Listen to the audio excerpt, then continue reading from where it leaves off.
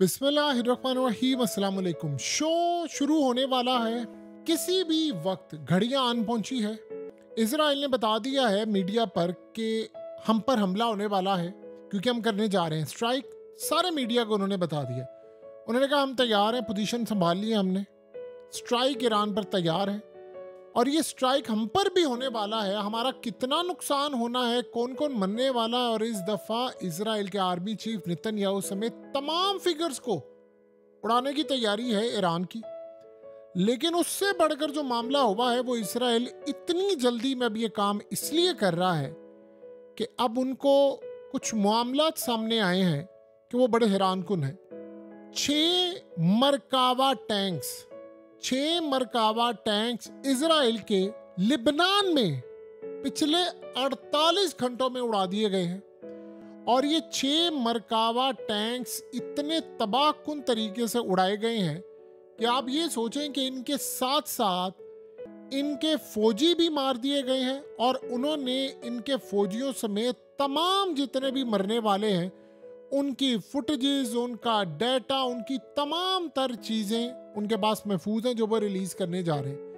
अब उससे भी बढ़कर जो सबसे अहम बात ये है कि 6 के करीब आज उन्होंने टैंक्स तबाह किए, कल भी उन्होंने और किए, यानी पिछले 48 घंटों में जो इनके साथ हो गया है आप उसका अंदाज़ा भी नहीं कर सकते कि इजराइल इस वक्त ये सारी सूरत हाल छिपा रहा है।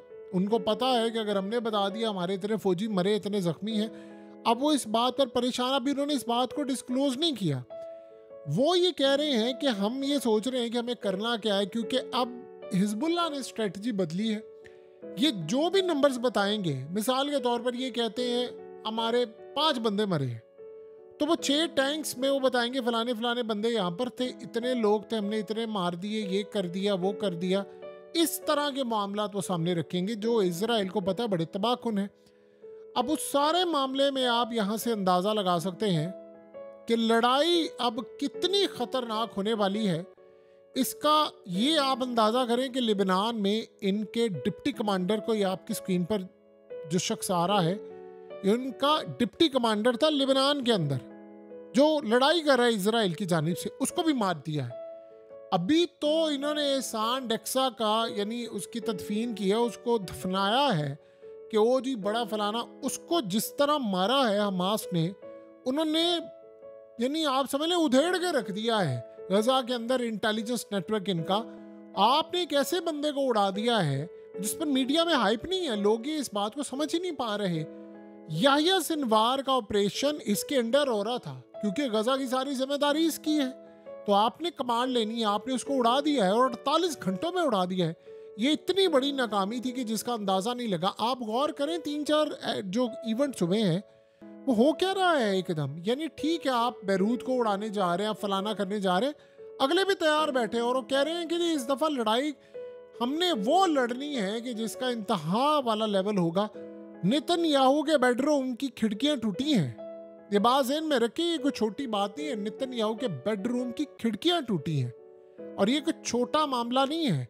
बेशक बुलेट प्रूफ हो या ना हो, आप वहां तक हमला करते हैं, ड्रोन पास होते हैं आपसे, फिर उसके बाद आपने इनका कमांडर मारा है, डिप्टी उन्होंने आपने उनका मार दिया है और इसके बाद आपने 6 मरकावा टैंक्स और फौजियों समेत उड़ा कर रख दिए। उनमें से बचे कितने जिंदा होंगे ये किसी को नहीं पता, क्योंकि अब मसला सारा ये हुआ है कि इजराइल को लगा है कि जो ईरान के अंदर इंफॉर्मेशन हमने या पैगाम देना था, जैसे मिसाल के तौर पर अब ये जो खातून है जिसके बारे में ये कह रहे हैं कि जी इसने सारी इन्फॉर्मेशन लीक की है, डॉक्यूमेंट्स उसने निकाले हैं, ईरान को पहुंचा दिया, हम ऐसा हमला करेंगे। ईरान इन सारी गेमों से वाकिफ, उसको पता है सज्जी दिखाकर खब्बी मारने वाले भी काम तुम लोग करने में कितने माहिर हो।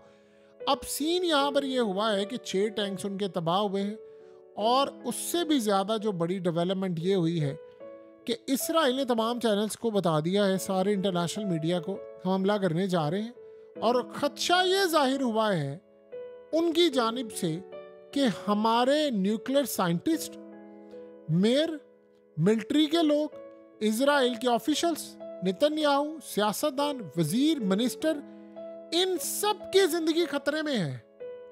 ये जो आप इस बात को समझेंगे तो आपको बहुत सारी चीजों के राज खुल जाएंगे। ये जो हमला हुआ है नेतन्याहू के बेडरूम पर नेतन्याहू और उसकी बीवी, आपको पता है नेतन्याहू क्यों तप कर ये बात कह रहा है कि मेरी बीवी और मुझे मारने की कोशिश थी। बुलेट प्रूफ शीशा टूटा है, पूरा नहीं टूटा, लेकिन वहां पर हमला हुआ है।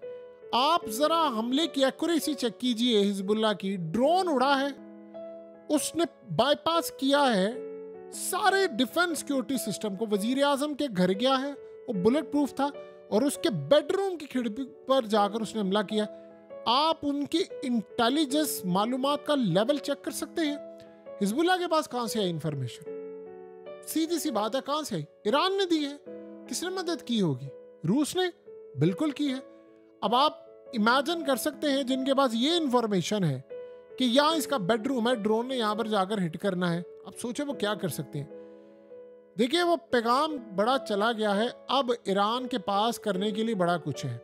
इन्होंने ईरान की न्यूक्लियर फैसिलिटीज उड़ाने के लिए ओके कर दिया है, कह दिया है कि हम उड़ाने जा रहे हैं, क्योंकि ईरान को पता है अमेरिका की जो गुजारिशात थी या अमेरिका का हुक्म तो कह ही नहीं सकते इजराइल को, यानी उनकी जो सजेशन थी कि भाई, या उनकी रिक्वेस्ट आप कहें तो ज़्यादा बेहतर है कि आपने नहीं मारना। उन्होंने कहा कि हमने इनके nuclear scientist, mayor, senior military leadership और इजराइल के ऑफिशियल्स और इसके अलावा बहुत बड़े बड़े लोग, सियासतदान, इन सबको उड़ाना है, क्योंकि इजराइल ने कह दिया है कि हमने प्लान पूरा फाइनल कर लिया है।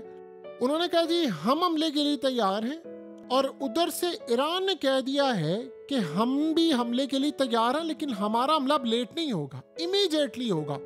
अब ये बड़ी अजीबोगरीब बात है कि अगर उन्होंने हमला किया और इन्होंने 30 मिनट के अंदर अंदर हमला कर दिया, तो फिर एक बात ज़हन में रखिएगा, लिबनान के अंदर चाहे 30 मिनट हो, 1 घंटा हो, 2 घंटे हो, इसराइल के ऊपर हमला किसी भी वक्त होना है। उधर से लिबनान की जंग इतनी इंटेंसिफाई हो जाएगी। प्लान अब सुने जरा हुआ क्या है और करना क्या है। लिबनान करेगा हमला शदीद, हमास करेगा हमला शदीद, उसके अलावा शाम से हमला, उसके अलावा अगर अमेरिका है तो इराक में हमला। अगर उसके बाद ये काम हुआ तो फिर ये बात ज़हन में रखिएगा, सबसे बड़े हमलों में से एक हमला यमन का। ये सारे अब चढ़ दौड़ेंगे इजराइल पर। इसमें सिर्फ देखना ये है कि अमेरिका आता है या नहीं आता, ये सारे का सारा मामला है। तो उन्होंने बता दिया है कि रिटेलिएशन होने जा रही है ईरान की जानिब से, इमीडिएट रिस्पॉन्ड आएगा ईरान का, और वो स्ट्राइक करेंगे, और वो वेट नहीं करेंगे कि क्या हुआ क्या नहीं हुआ। कह रहे ऑलरेडी आपको पता है कि आज ईरान ने बात कह दी है। उन्होंने कहा जी हमारी उंगलियां बटन पर है, ट्रिगर पर है हाथ, बस आपने हमला करना है और हमने उसके बाद देखिए आपका हशर नशर क्या करना है। देखिए, ये क्लास का जो प्लान इस वक्त ये समझ रहे हैं कि जी फलानी उसने लीक कर दिया, वो कर दिया, ये सारा पता है ईरान को कि कहां पर जाना है, क्या काम करना है। अब असल में हो क्या रहा है कि नेतन्याहू को इस बात की बड़ी परेशानी है कि पिछले काफ़ी अरसे से मामलात कुछ ठीक नहीं है। हता कि लिबनान बहुत ज़्यादा अग्रेसिव हो गया। पिछले आप देखें 48 से 72 घंटों में वो इतने हमले कर रहे हैं, तिल अवीव में रॉकेट्स गिर रहे हैं, आज यमन ने हाइपरसोनिक मिसाइल मार दिया, उधर से लिबनान ने बहुत सारे यानी हिजबुल्लाह की जानिब से मरकावा टैंक्स तबाह कर दिए हैं, हमास इन पर हमले कर, वो इनके टैंक्स उड़ा रहे हैं। तो इतने फ्रंट खुल गए।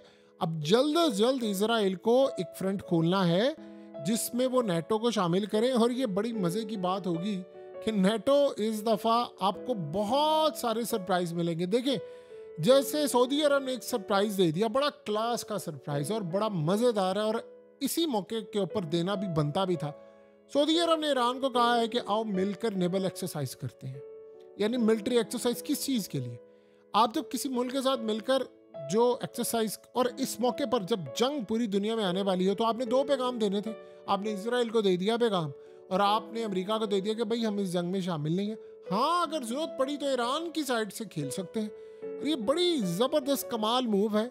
देखिए, सऊदी अरब क्या पूरे मिडिल ईस्ट को ये बात पता चल गई है कि यार ये क्या मजाक हो रहा है, यानी जंग हमारे दरवाजों तक लाने की तैयारी इजराइल कर रहा है। अब इजराइल इस सारे मामले पर मैं फलाना खा जाऊंगा मुल्क, मैं वो खा जाऊंगा, तो ये मामला बड़ा क्लियर हो चुका है। इस वक्त जो सबसे अहम तरीन और अच्छी डेवलपमेंट है वो बड़ी ही क्लास है, वो बड़ी ही ज़बरदस्त है, और ये चीज़ें इंडिकेट कर रही हैं कि अगले कुछ अरसे के अंदर अब अमेरिका को घसीटने का जो मामला है वो बड़ी ज़बरदस्त बात की है यमन ने। उन्होंने कहा है कि हम आपका हाल वियतनाम से बुरा करेंगे, क्योंकि अफ़गानिस्तान के लोग जो है आपको पता है लाशों की बेहुरमती नहीं करते। वो कहते हैं जी हम इस्लाम को फॉलो करते हैं और हम इन तमाम चीज़ों को बिल्कुल भी नहीं देखते, हमारे दीन में ये बात नहीं है, फलाना नहीं है, हम इस सारे मामले पर बड़ी एहतियात बरतते हैं। वियतनाम के लोगों ने ऐसा कुछ नहीं किया, उन्होंने इनको भूनकर पकाकर खाया है। तो वो यमनी भी आप इस सारी सूरत हाल में समझे वो इसी तरह के, उन्होंने कहा जी आप आएंगे तो फिर हम आपके साथ वियतनाम वाला हल करेंगे, उससे भी बुरा करेंगे, क्योंकि बहुत सारे लोगों ने तारीख में वो वक्त नहीं बढ़ा कि उन्होंने इनके साथ किया गया था। बहरहाल इस सारी सूरत हाल के अंदर मामला बड़े क्लियर हो चुके हैं कि बटन दबने वाले हैं और ऊपर से इजराइल का जो हाल हो रहा है वो भी बहुत बुरा है।